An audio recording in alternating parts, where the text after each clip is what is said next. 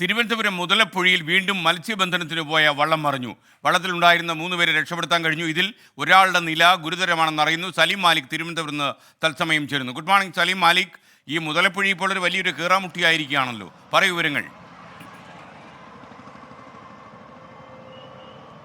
SKN Muthalapozhi അത് അപകടപ്പൊഴിയായിട്ട് ഏറെക്കാലമായി. ഇപ്പോൾ വീണ്ടും അത് മിക്ക ദിവസങ്ങളിലും, പ്രത്യേകിച്ചും ശക്തമായ മഴയും തിരമാലയും ഒക്കെയുള്ള ദിവസങ്ങളിലൊക്കെ അവിടെ അപകടം പതിവായി വരുന്ന സാഹചര്യമുണ്ട്. ഇന്ന് പുലർച്ചെയാണ് വീണ്ടും മുതലപ്പുഴയിൽ അപകടം നടന്നത്. അത് മത്സ്യബന്ധനത്തിനായി പോയ വള്ളം മറിയുകയായിരുന്നു. അഞ്ചുതെങ്ങ് സ്വദേശിയായ സ്റ്റെനിയുടെ ഉടമസ്ഥതയിലുള്ള വള്ളമാണ് മറിഞ്ഞത്. ഈ വള്ളത്തിൽ 4 പേർ ഉണ്ടായിരുന്നു എന്നാണ് വിവരം. ഒരാൾക്കായി ഇപ്പോഴും അവിടെ തിരച്ചിൽ നടത്തുകയാണ്. 3 പേരെ രക്ഷപ്പെടുത്താൻ കഴിഞ്ഞിട്ടുണ്ട്. ഈ 3 പേരെയും ചിറയൻകീഴ് താലൂക്ക് ആശുപത്രിയിൽ പ്രവേശിപ്പിച്ചിരിക്കുകയാണ്. ഒരാൾ ഇപ്പോഴും അബോധാവസ്ഥയിലാണ്.